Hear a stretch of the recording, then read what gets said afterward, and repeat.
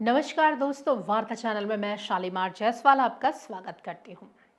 मध्य प्रदेश के छतरपुर में बागेश्वर धाम के पीठाधीश्वर पंडित धीरेन्द्र कृष्ण शास्त्री ने एक बड़ा बयान दिया है। जी हाँ, बड़ा मल्हारा में आयोजित हिंदू सम्मेलन में उन्होंने राष्ट्रीय स्वयंसेवक संघ आरएसएस की जमकर तारीफ की है। धीरेन्द्र शास्त्री ने स्पष्ट कहा है कि अगर भारत में आरएसएस नहीं होता तो आज एक भी हिंदू नहीं बचता।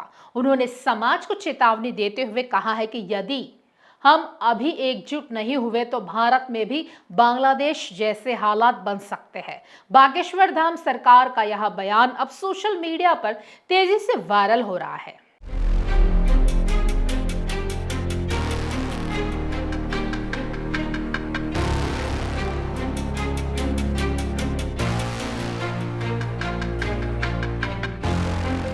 मध्य प्रदेश के छतरपुर में बागेश्वर धाम के पीठाधीश्वर पंडित धीरेन्द्र कृष्ण शास्त्री ने एक बड़ा बयान दिया है।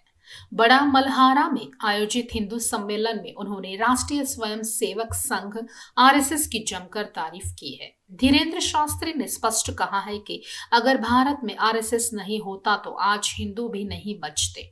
उन्होंने समाज को चेतावनी देते हुए कहा है कि यदि हम अभी एकजुट नहीं हुए तो भारत में भी बांग्लादेश जैसे हालात बन सकते हैं। बागेश्वर धाम सरकार का यह बयान अब सोशल मीडिया पर तेजी से वायरल हो रहा है। बड़ा मल्हारा के स्टेडियम में आयोजित इस हिंदू सम्मेलन की शुरुआत परंपरागत विधि विधान से भारत माता के पूजन के साथ हुई।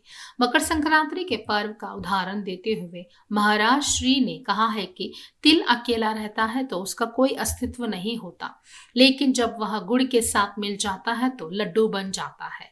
यही एकता की शक्ति है जो समाज को मजबूत बनाती है।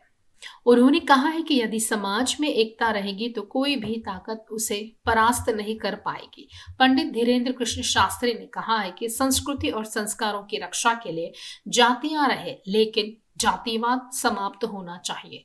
उन्होंने विभिन्न उदाहरणों के माध्यम से समझाया कि जहां ताकत होती है वहां एकता की शक्ति अवश्य होती है। उन्होंने समाज से आपसी मतभेद भुलाकर संगठित रहने का आह्वान किया है। महाराज श्री ने बताया कि घर घर वेद परंपरा का प्रसार हो, इसी उद्देश्य से वे ऑनलाइन श्री हनुमान चालीसा हवन करा रहे हैं। हर माह होने वाले इस ऑनलाइन हवनों से लाखों लोग एक साथ जुड़कर हवन कर रहे हैं, जिससे सनातन परंपराओं का व्यापक प्रसार हो रहा है। सम्मेलन के दौरान उन्होंने पारिवारिक जीवन को सुदृढ़ बनाने के लिए 3 महत्वपूर्ण बातों पर जोर दिया।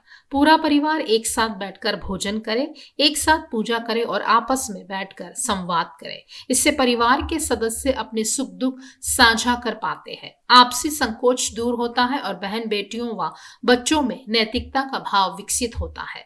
आरएसएस के शताब्दी वर्ष समारोह में बोलते हुए पंडित धीरेन्द्र शास्त्री ने हिंदुओं की एकता पर जोर दिया।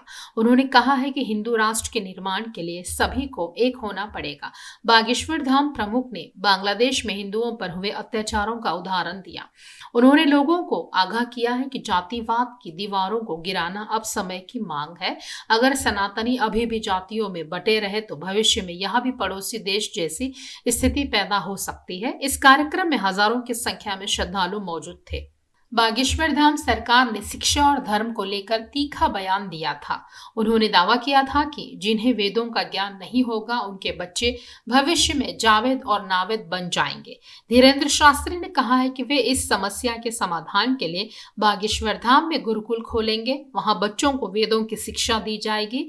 उनका मानना है कि भोजन और पानी सिर्फ कुछ समय साथ देते हैं, लेकिन सही विद्या जीवन भर काम आती है।